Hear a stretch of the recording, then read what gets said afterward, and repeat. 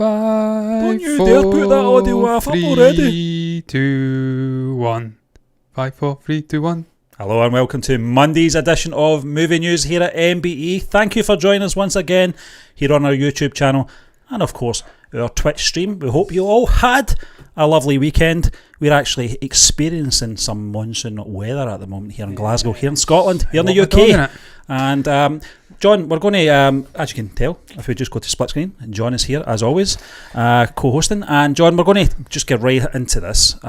This is, if you can see our thumbnail and our headline, you'll know what we're going to talk about next. This is coming in from newindianexpress.com, and I thought this was actually very important because we've been talking about this for months, and our sort of point of view here in the Western world, here in the UK and of course in the US, and the knock-on effect for our films releases due to COVID. And it's not not going to have an effect in India as well. So I'm just going to read a couple of paragraphs here, John. Yes. And this will build a picture of the situation. The article. Yes, from the Indian film industry, and how they have to come up with strategies to counteract, obviously, this worldwide issue. And a huge festival, Stephen, currently going on. Yeah. Huge festival. Thousands upon thousands of people. I was going to read about 9 paragraphs of this article, John, but I thought that's terribly lazy of me, and I'll end up just slurring my words as always. But I'm going to get to the sort of pictures as a director. Exactly. I actually kind of liked it. The meat and bones of this article, John, and then I'll let you in, and you can give your views on this because it does kind of. We can relate to obviously these issues as well. So a Diwali release in Tamil cinema has always meant a high for audiences and filmmakers alike. The high for a filmmaker lies in a large group of people reacting and resonating with what they have designed as key applause points or emotional triggers or funny lines. To assess that via online reviews and tweets alone could just be a case of letting the film team walk in blindfolded into a dark room. That is why going forward it's important to plan films depending on where it gets released.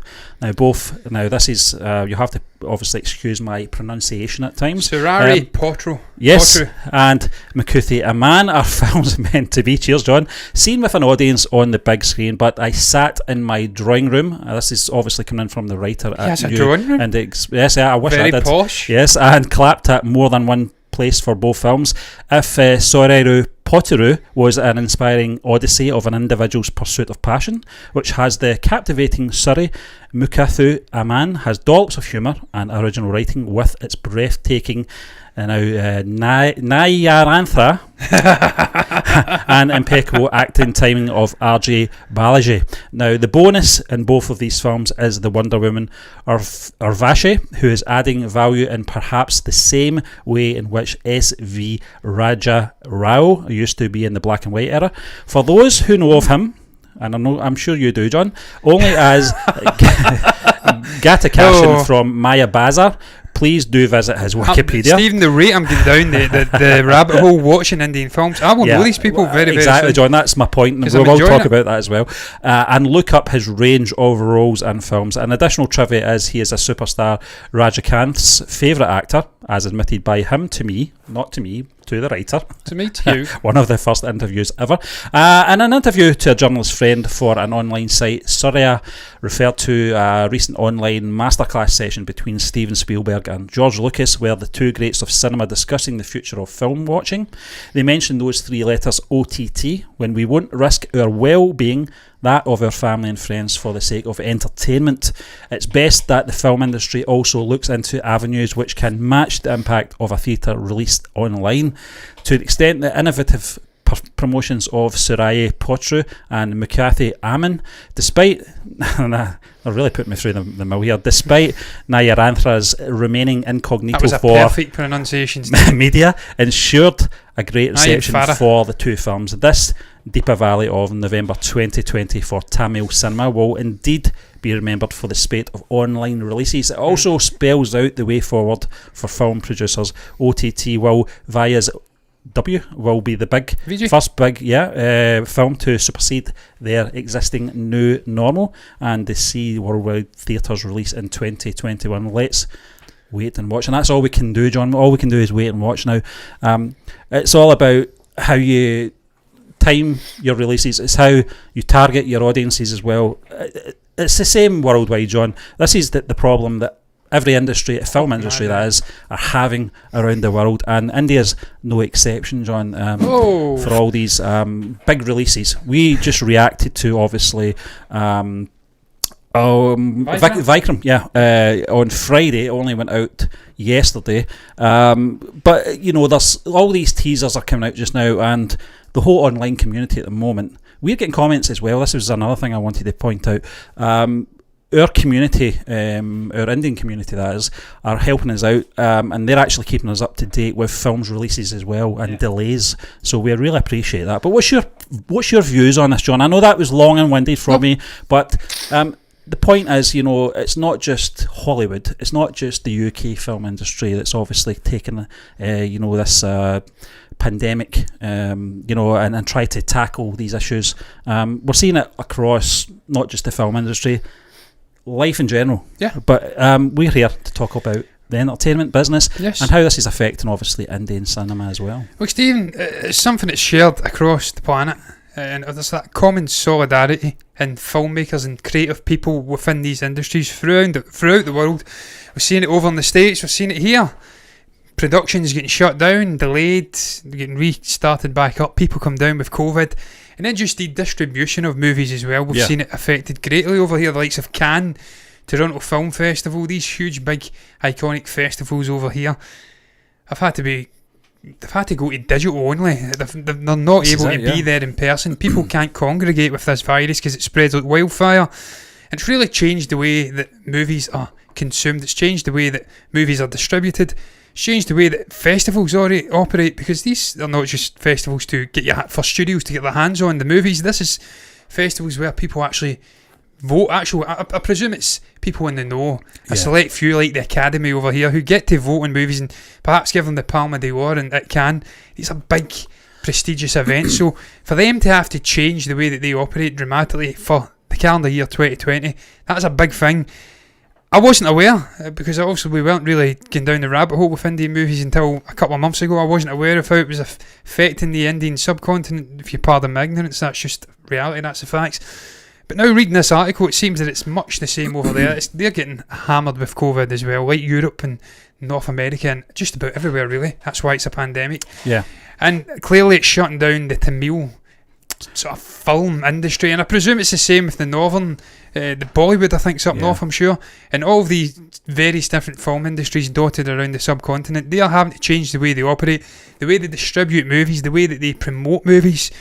This article goes into great depth about how they're doing a lot more digital stuff, having to give secret little glimpses at movies. I think one they suggest is just a short little video promoting the movie, so they're having to get out there and be inventive and innovative in how they are promoting movies to people. And look, that's great, because look, even though it's terrible, this pandemic, it's killing a ridiculous amount of people, it's destroying the lives and livelihoods of a great many people. It's a sort of thorn in the flesh for all the creative people. John, I'm going to interrupt you there for a little moment. Can you go to a wide shot yourself, because I'm going to check something with our connection.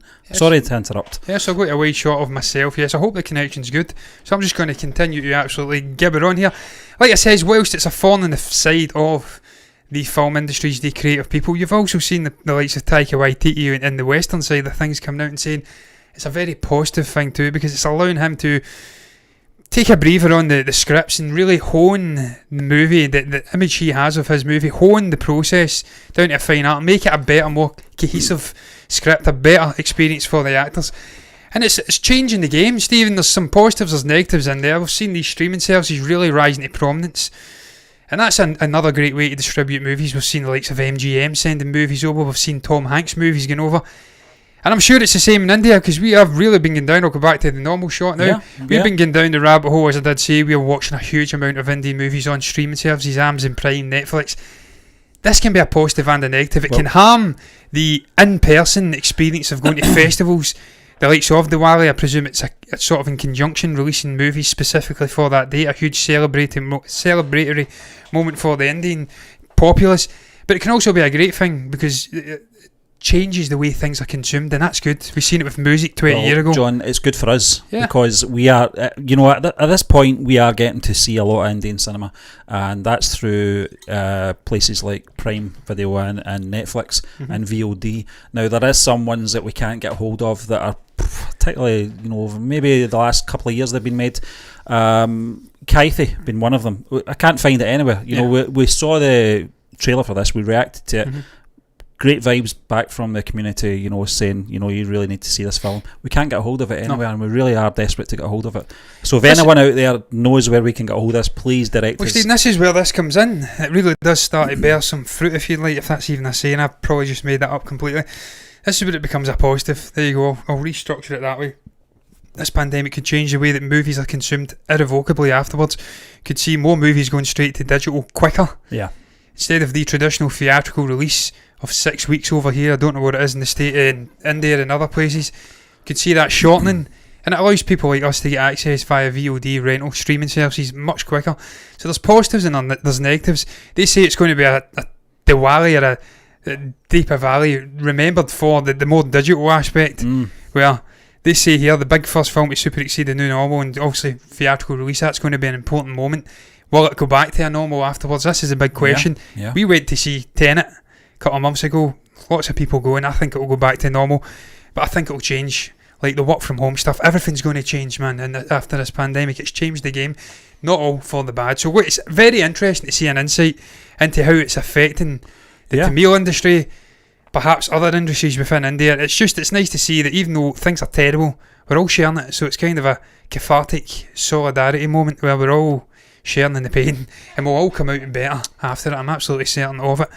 And look, man, I can't wait to see this Vikram film. Kamal Hassan, I think it is. We get educated on this guy today in the comments section. Yeah. One of the veteran actors in India, by all accounts, a tremendous talent. I've never heard of him, sadly. I have heard of him now. I'm going to go down the rabbit hole with his filmography. Certainly starting with Vikram, if I can see that next year at some point. Maybe not starting, because that's a wait, but it looks really interesting. And we were ready to react to a concept trailer again, Stephen. Thankfully we didn't do it. Well, I think we did, John. We did, but we decided not to release it. You didn't have to let the rabbit out of the bag there, man. Well, let's be honest here, we've done it before. We got 10,000 views for it. We're not, yeah, exactly. We're not in the walls. Well, that's 10,000 people saw us F up, so listen, don't take yourself too seriously. That's a big Joaquin Phoenix fan. I didn't notice all those scenes that I'd seen before. There was something very jarring about the way it was shot. So I think I commented saying, "This is so strange looking." Didn't notice at all. The style, but we get, obviously we caught out once again. But did we? Because I was questioning it during the actual reaction. Stephen, it was saying, strange. This is a bit of a leap from the first trailer, Yeah, Vikram, the teaser was very claustrophobic. Yeah. Set in a same room, all of these people looking across at each other, very tense. John, this teaser drop, other trailer drops, and it's opening up into cities. Exactly. Like, what is and going there's on a lot here? of battles going on and stuff like that. And my impression of that genuine trailer we did react to was it did remind me of the Hateful Eight sort of claustrophobic sort of very settings, no dialogue in the trailer. And I was looking forward to that, and that concept trailer kind of ruined it. But I'm glad, well, it didn't, because it's not true. So we'll just have to wait and see what the next trailer brings, that official one that is. But we're going to move on, John, anyway, to our next topic, because I'm pretty sure you've got a few things you'd like to say about this, and you have said a few things as well. But this is all about. I'll not speak about a turd again on the bed. No. This is coming from Screen Rant, and it's why Warner Brothers firing Amber Heard would be different to Johnny Depp's exit. Now, John, I looked at this article. I know you've looked at it as well. It's a very in-depth one. It goes right into the sort of court cases and the sort of terminology and this and that about the situation that's been going on for a good 3 years now. Long time. Yeah, so I'm just going to pick out a little rat, it would be over. I'm going to pick out the sort of main points of this, John, and it's headed up with why Johnny Depp has left Fantastic Beasts 3. We have talked about this, but this will kind of explain why Warner Brothers haven't gone after Amber Heard at the moment, and it all comes down to obviously this civil lawsuit against the Sun newspaper, it is, the scum here in the UK, and I'll just read this bit, John, and then we can get into a bit of a discussion about it and the ins and outs and the understanding of how nothing has progressed, obviously from the Amber Heard sort of corner in this situation. But when considering Johnny Depp's civil suit against the Sun, it's important to note that differences in libel law in the United States and the United Kingdom. In American courts, the burden of proof in a defamation of character case rests on the plaintiff, who must prove a malicious intent and disregard for the truth on the part of the reporter. This is often difficult given the free speech protections for reporters written in the US Constitution.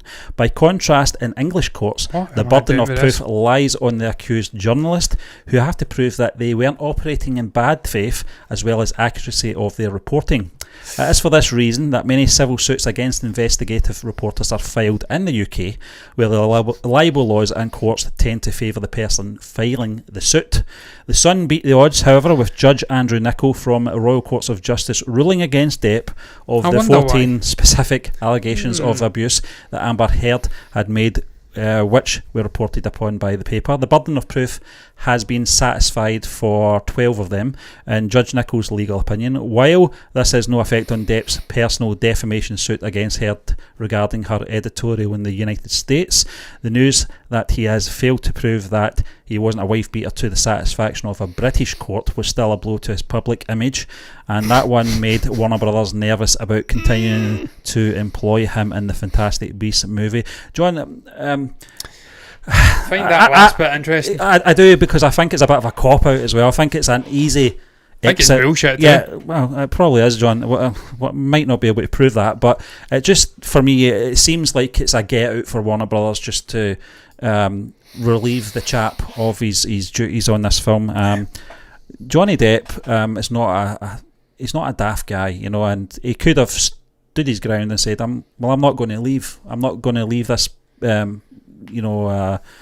contract that I've signed, you know. But Warner Brothers obviously have asked him if he would just leave. He's done what some might say the honourable thing, and he's earning his full pay though, isn't he? Well, so exactly. He doesn't care. It's better for him. But Johnny Depp, it's not. I don't think it's even about the money, Johnny. To be honest with you, I think I think he really just wants to move on with things, and go on with his job. But for me, it's an education in how both the US and the UK courts work for these sort of situations as well. But what's your view on this, John?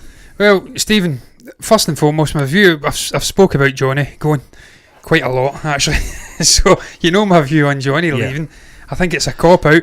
And that last line about the public sort of image of Johnny Depp taking a bashing after this, what absolute codswallop that is.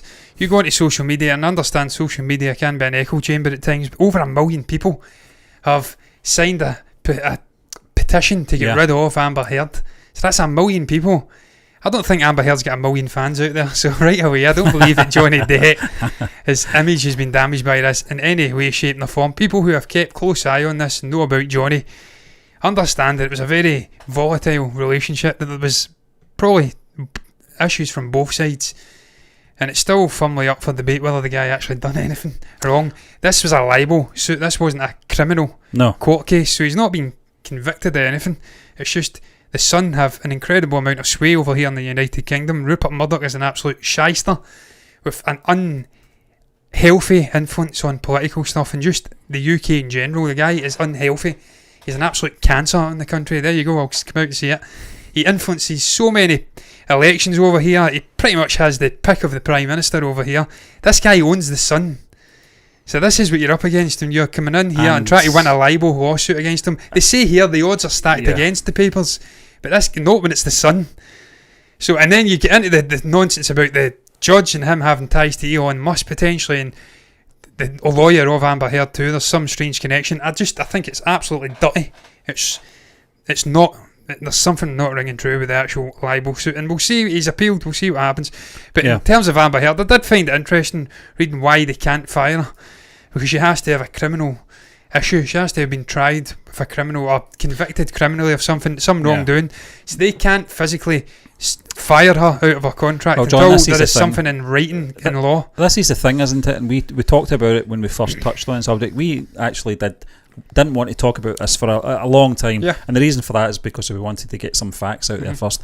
And the more you read into it, we did say, when it first was announced that Depp had to step away, from the project, the first questions were asked, well, what about her? You know, what about your man that plays the Flash as well? Yeah, Credence Barebones too, Ezra Miller. Yeah, Ezra. You know, but and the man who gets sacked for offensive tweets. We also said, in John, the Flash. Exactly. We also said that, you know, I think it's just a matter of time.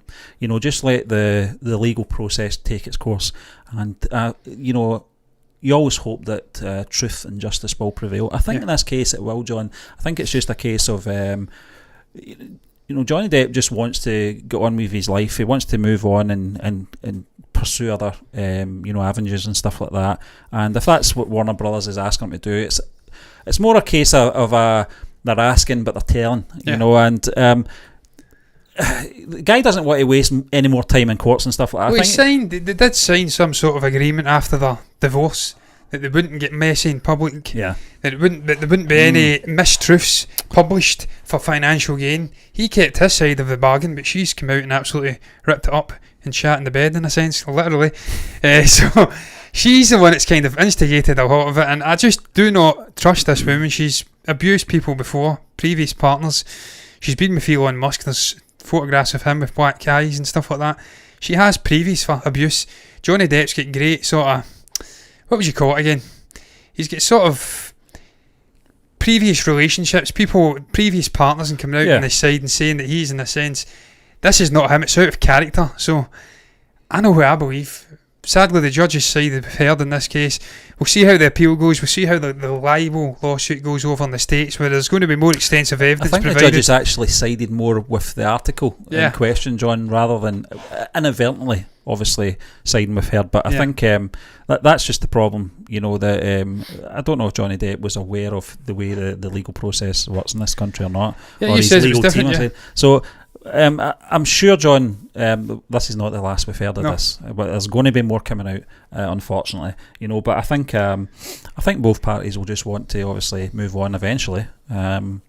Stephen, I think it's in the best interest of Warner Brothers to get rid of her as soon as possible as well, because even though Depp's been, obviously he's lost his role as Grindelwald and he's gone, Heard, even if she is holier than sort of holy, and she's like this perfect little dove who's never done a wrong thing in her life. She isn't she isn't a man beater or anything like that. Even if it's not true, dirt sticks, and it's going to follow her, and she's going to have to go to press junkets for Aquaman 2, potentially for the Snyder Cut Justice League release, and they're going to be hammered with questions from journalists about this. It's going to be a constant sort of gorilla on the back of Warner Brothers as long as she is connected with any of their major franchises. So I think the best thing for them to do is to get rid of her as well. I don't know how they're going to do it. Maybe they'll wait till this lawsuit and hope it goes against her, and then they'll get rid of her.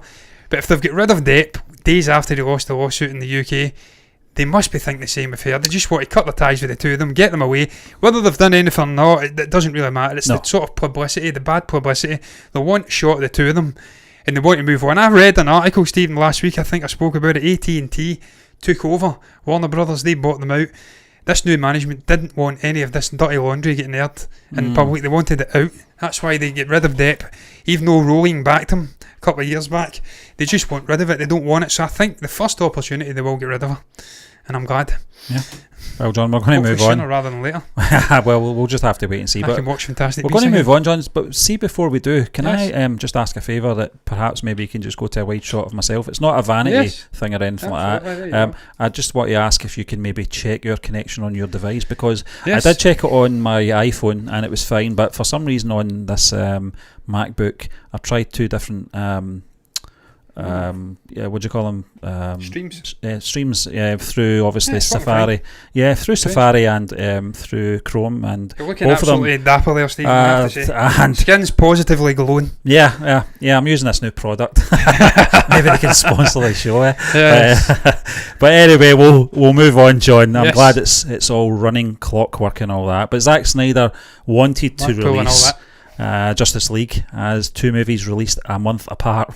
Now, director Zack Snyder originally wanted his version of Justice League to release as two movies that would be released a month apart from one another. Coming in from Screen Rant, John, and in Snyder's interview with the Film Junkie, we've actually got two sort of topics here that from the same interview, but we'll cover this one first. He touched on the runtime of Justice League and how even the director's cut that the studio had seen wasn't 4 hours because of their mandate of demanding a 2 hour long film.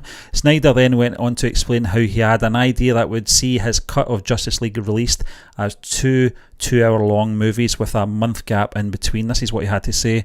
The studio had seen the director's cut, but even the director's cut of the movie was the shorter than my cut. Yes, this is my cut of the movie, but there was a cut that I created that I said this is too much for the studio. The mandate was make the movie 2 hours long. I cannot show you them in a 4 hour version of the movie.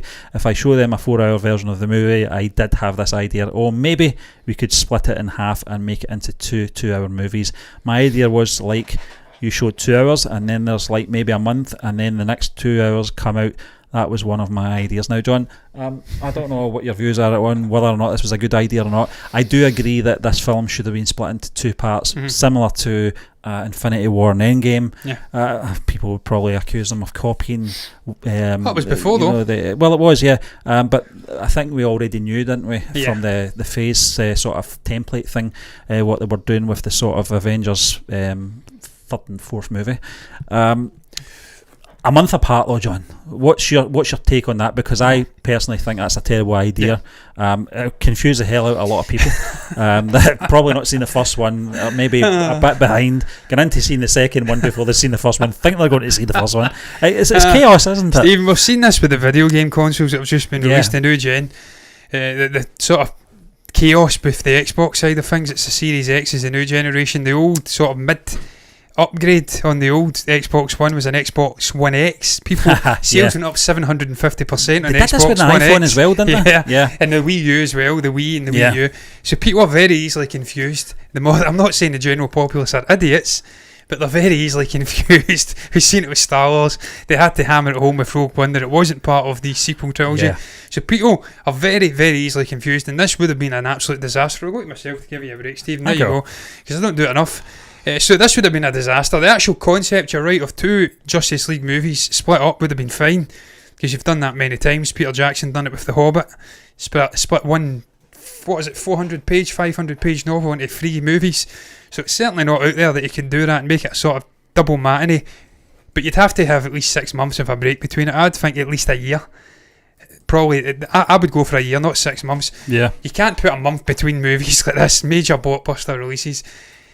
Promotional wise, the studio couldn't promote the 2 movies to the best of their ability and do them both justice. It'd become a mess, discombobulated, a shambles. The financial side of things as well, promoting a movie is incredibly expensive. So promoting just one Justice League movie, it probably costs hundreds of millions of dollars. It adds so much onto the budget, and that's why you have to recoup back double your budget 9 times out of 10. Tenet recently, it was a $250 million movie. The expense of continually re-promoting it for new dates, putting it back again and again, that added on so much money. It had to earn $800 million at the box office just to earn a profit. This movie, I mean, you would have been talking probably $300 million, Stephen, for budget for these 2 movies, just to promote them, a month apart. It would have been an absolute disaster. Now, I understand Zack Snyder wanted his cake and he wanted to eat it. He had a 4-hour sort of, what do you call it again? It's sort of there's a name for it, a cut, but it's I don't want to say a mechanical cut, but there's a name, there's an actual term for it, where it's the sort of meat and bones cut. They have it laid out, general idea of the story, then they have to take bits off with studio interference, and perhaps just creatively they realise this doesn't make for a good movie. His overall cut was 4 hours. That's what we're getting in this mini-series on HBO Max. He wanted his cake and eat it. He didn't want to give up any of his story. He felt it required 2 movies. Fair enough, but a month apart would have been a disaster, an absolute disaster, man. And look, that's before you even get into the studio interfering and demanding a 2-hour running time. Why does a movie have to be 2 hours long? John, it's ridiculous. There was something, I don't disagree with the film being split into 2-hour films. I think that would probably have saved it, actually. But the time apart, I would not give us a follow-up, sequel, whatever you want to call it. And then any less than 6 months. I think 6 months is as short as I would go. I would say a year. I think that's a healthy sort of release for a second part to a story.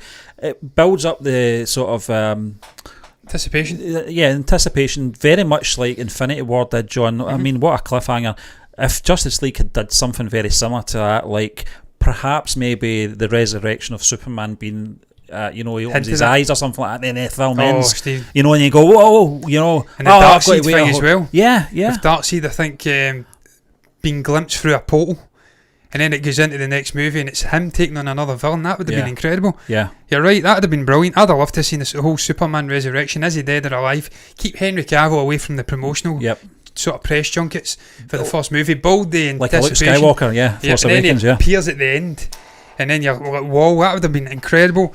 And it would have been Zack Snyder's actual vision, so you'd know it would have been a better story and movie than what Josh Whedon ultimately gave us. The screen goes black, and then the white title comes up, Superman will return, and Justice League Part 2 coming black 2018 suit as well, or whatever it would have been at the time. And the black suit. Opportunity. We really should be making films. We should. Stephen, look, the final thing as well, man. Home release. How the hell do you release two movies on home digital release when they're a month apart? I mean, do you release them as a double feature? Do you release them separately?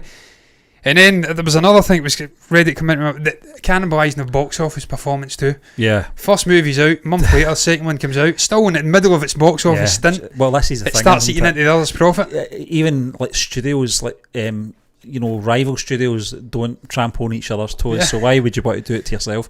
Steve, we've seen it with Warner Brothers talking about Wonder Woman 1984 and June or Dune, depending on where you're from. We call it June, and we're from the United Kingdom of Great Britain, where the English language was buffed. And I need to know we're Scottish, and people like to say we bastardise the accent. Technically, we're speaking one of the oldest forms of English from the Germanic roots. So screw yourselves. That's what. Sorry about that. I put a little gesture in there. Almost accidentally. Yeah. So I'm going to go with June because we say it right, but that will open up a hornet's nest if anyone from the other side of the pond is watching this. But screw you, we're right. So it's June. But Stephen, they were talking of them releasing them weeks apart, and it was just never going to happen. You do not cannibalise your own movie. It's the first golden rule of box office returns. You don't do it. So never going to happen. Never. John, something else that was never part of the story, never was supposed to happen, was Jared Leto's Joker. Was never part of the original Justice League story. I wish they'd just kept him out of it after seeing what I did. Perhaps that will be saved, resurrected in some fashion with this television special, John. With the David Ayer cut as well. Yeah, this is Suicide Squad. Actually shows what the guy performed. Yeah, exactly. Instead of bastardising his performance. Screen Rant, this is coming in from Surprise Surprise, and although Jared Leto's Joker is now part of Zack Snyder's Justice League, the director has revealed he was never planned to be in the original shoot. According to Zack Snyder, this is, and I'm just going to go to this in-depth interview again that he did with the Film Junkie. Snyder discussed various topics related to the upcoming Justice League, such as how Leto's Joker came to be involved. When asked if Leto was in the plans for the initial principal photography of Justice League, Snyder revealed he wasn't, and that it's an idea he has boiled on in the years since. And this is what he had to say. He says, no, he wasn't. There was a few things that I had thought about doing, that I had thought about grabbing in the post. There was a number of things I had drawn, a couple of them I wasn't able to do, but it's fine, I'm completely satisfied. But this was one of the things that in the years since I've kind of boiled on and kind of said like this would be a cool thing to do. I'll be honest, I never thought the opportunity would come, and thanks to the fans, of course, and this whole journey, it's happened, which is insane. I've got to say, Zack Snyder's, sometimes when he talks, it's very hard to read what he's actually saying, but horses for courses. What's your view on this, John? Stephen, I agree with you. I'm kind of leaning across here because, just for clarification, anybody watching, I wonder why I'm leaning across to change scenes on Streamlabs to actually control the actual show. Issues with the camera setup. Horrendous. Try to set the cameras up here. So we're a bit late. Ridiculous. How to try to set these cameras up to get them spaced out the same way, so we're both in shot to similar sizes and distance. I've had to sit much further back than I normally do. The camera's further away. It still doesn't look right, and I'm having to stretch over to change scenes, so that's why that's happening. So let's get that rabbit out the hat. Now that that's over, I can just keep doing it comfortably now that I've explained it. What do I make about it, Stephen? Much like you, I don't really care about Jared Leto's Joker. I just don't give a shit about it. Yeah. He's a great actor, fantastic, Oscar-winning actor, so charismatic. He's in a band, he can sing. He's one of those annoying guys that's good at everything. Yeah. but his Joker was just shit, and it was because of Warner Brothers and meddling and David yeah. Ayer's. Is it David Ayer's Suicide Squad? I always Yeah. screw him up with Leach. Yeah. And the other guy, David It's Ayer. Heyman. It's Definitely Ayer. yeah. So they meddled. They cut his performance down from I think 10 minutes to I'll just what was write it a like place. 2.5 minutes or something. He was Yeah, in it it, was- and then you it blink was- and you miss. Yeah. It became the romantic subplot to Harley Quinn, who's Yeah. the side character to Joker. So you can't care about a character when you don't see enough of him. If the studio don't care about him, why should we, John? Yeah, exactly. Then the ultimate wet kipper to the face was Joaquin Phoenix coming in and doing his own Joker movie, then winning an Oscar for it, and it getting all the buzz. So that was the ultimate slap in the face. That sort of cut off his plans to do his own Joker movie. So it's nice to have thrown him a bone, in a sense. I think he was out in a desert at the start of COVID, sort of doing like meditative stuff. He wasn't aware that there was a pandemic happening around him. He came out of his self-imposed lockdown, and he was in a bit of a dark place for a while. So this is breaking him up a bit. He's now getting to play the Joker again. It'll be interesting. I'd love to see his 10-minute performance from the Suicide Squad. I'd love to see David Ayer getting his vision put on the screen, maybe put it on HBO Max or something, like Zack Snyder's got to do with Justice League. Stop him whining like a bitch, and get onto social media and say, nope, it's not happening, it's not happening, it's not happening. Every time someone asks, when deep down he wants it to happen, let him do his cut of a movie. Then we can get to see what Leto's gave us, and we can maybe view it a little bit more favourably, and then we'll see him popping up. And I mean, I don't know what they're going to do with Justice League. I mean, I think I spoke about this previously as well. There was a sort of I can't recall the name of it, futuristic vision, apocalyptic universe or vision into the future where Superman goes evil. He ultimately kills Batman, he kills Joker, he kills, I think, Wonder Woman, he kills everyone. Superman. That's what I thought we were going to get in Justice League when he resurrected. That was the best scene in the whole movie. Henry Cavill absolutely destroying them. That was amazing. But maybe it's that, maybe it's a vision, a longer vision into that. What's it? Nightmare, the nightmare sequence with a K. Nightmare as in Dark Knight. Maybe it'll be that. He'll pop up in this nightmare sequence. I don't know. Well, it'll be interesting to see what he gives. Yeah, Warner Brothers will do anything to just pass the buck, won't they? And put it all into blame of the son of Jor-El. But that's interesting, John. It's going to be very interesting to see. Stephen, he ripped the Batman's heart out. Yeah. He ripped his heart out his chest in this nightmare. I don't know. I don't mind that in sort of standalone films or anything like that, John. But when obviously DC and Warner Brothers are trying to build a universe, it's not a very sensible move to kill one of your biggest characters with like Dumb and Dumber. Yeah, ripping the heart out, you know. Well, they did that. Puts in the bag. Put it in the doggy bag. That's right. I've got visions of Henry Cavill doing that to Ben Affleck. Amazing. That would have made a good film, a comedy Justice League. But John, we're going to move on to Superman article. He's for it. Yeah, he certainly has. He's not got the physique though, unfortunately. But anyway, it's our last topic of tonight, and I think Harley is going to try to make a... Oh, I put the wrong one up. He's going to try and make an appearance here. He's certainly awoke, very much like the son of Jor-El in Justice League. And just don't kill us, Harley. Don't rip our heart out. But Home Alone 2 director claims Donald Trump bullied his way into the sequel. I knew this. I watched Home Alone 2 not that long ago, and I forgot he was in it. Yeah. And I think which way's the hotel lobby? It was actually straight down and to the left. It was a rubbish cameo. But on the 30th anniversary of Home Alone, director Chris Columbus reveals that Donald Trump bullied his way into having a cameo in the 1992 sequel. I actually do prefer the second one, John. I love the first movie, but there's something about the second one. It's Tim Curry. But Chris Columbus revealed that Trump bullied his way into the sequel, and this is what Chris had to say. Like most locations in New York City, I'm saying it as if I know Chris, you just pay a fee and you are allowed to shoot in that location. We approached the Plaza Hotel, which Trump owned at the time, because we wanted to shoot in the lobby. We couldn't rebuild the Plaza on a soundstage. Trump said, okay, we paid the fee, but he also said the only way you can use the Plaza is if I'm in the movie.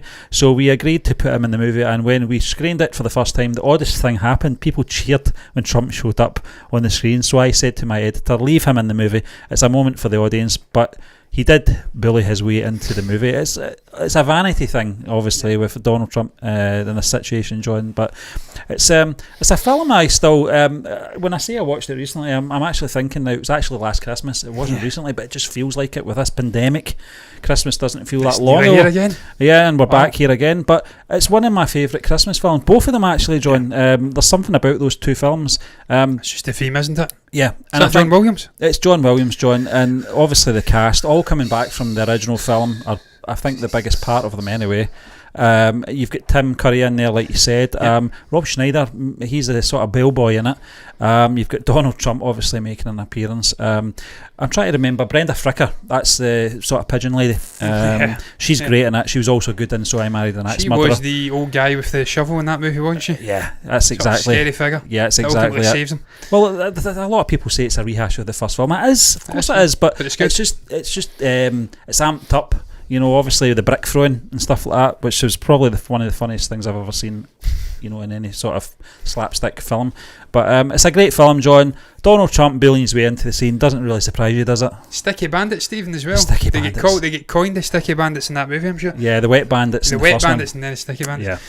It doesn't surprise me, Stephen, if they've done this, because let's be honest, he's been in so many movies, really, and you can just tell he's bought his way into everyone. He's bought his way into his life. Let's be honest. He gave $1 million with his father, kind of made a success out of it. Although that hairdo would suggest it's not really a success. Just shave it off, Donald. Everyone knows you're bald.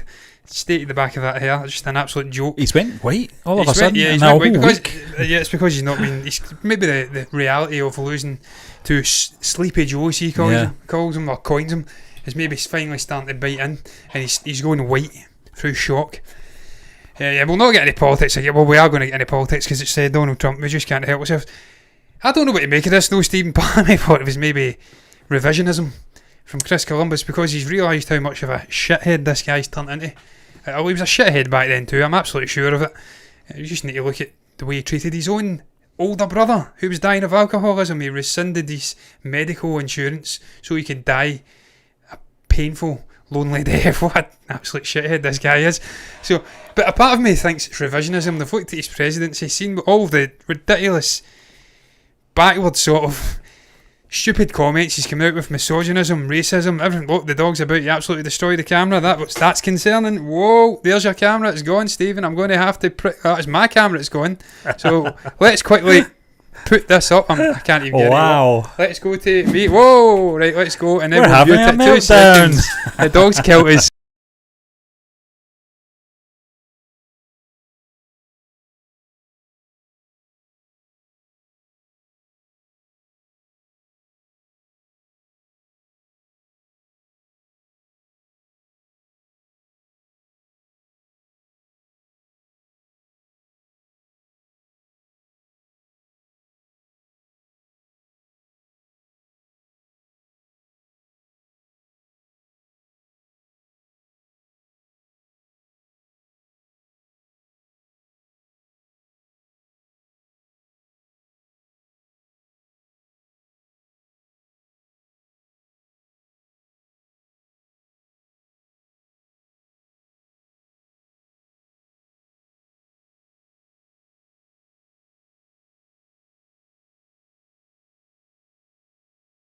We're going to test this now, Stephen. Let's see if the zoom's there. It's going to be horrendous if there's no zoom. I think it will. I am going to be. No. You're still muted, Stephen. Yeah. Tell you what we'll do here. Quick, we'll bring it back up because it's very strange. Oh, look at that! Look at that!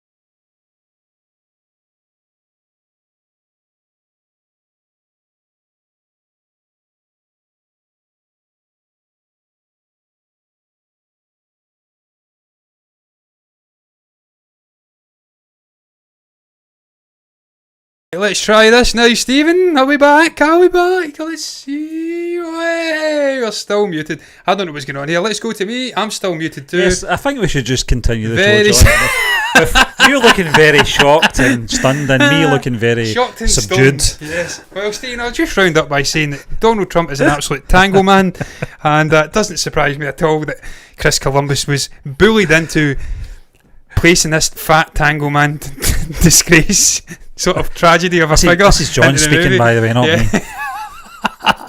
So Donald is in the Home Alone 2. John, this is like the audio days, isn't it? It's like the audio days. It's a disaster, Steve. It was a shite cameo and a very good movie. And yeah, revisionism, I think, because he realises he's one of the worst presidents in the history of the United States of America and a disgrace. And he's kind of now trying to paint himself favourably for allowing this guy to come into his movie. But ultimately, he's a tango man, and it doesn't really matter because he was in it. And we're going to end up I think this is the end, John. Tango man. Right, Steve, let's round the shop. What is your guys' thoughts on the array of topics we touched upon on the show tonight? What's your thoughts on the effect of COVID on the Tamil cinema industry, film industry, and obviously the Deepa Valley Festival? What is your thoughts on Warner Brothers not sacking Amber Heard? Do you think it's something that should happen? What do you make about Zack Snyder talking about 2 separate movies, Justice League movies, releasing a month apart? Is that something you would have liked to have seen, or do you think it's an absolute disaster of an idea? What do you make about Justice League incorporating Jared Leto's Joker and Jared Leto's Joker in? And finally, what do you make about Home Alone and the tango man that is Donald Trump bullying his way into the movie? If you can comment below and let us know what your thoughts are down below on all of these topics. And you can also like the video if you've enjoyed it, and subscribe to the channel if you want to see more content like this in the future. And if you do, that's precisely what you'll get. More content like this in the future. But look, guys, I'm going to round the show up. Looking very framed. It's like Beastie Boys intergalactic, planetary, another dimension. I'm going to round the show up, guys. Bye-bye.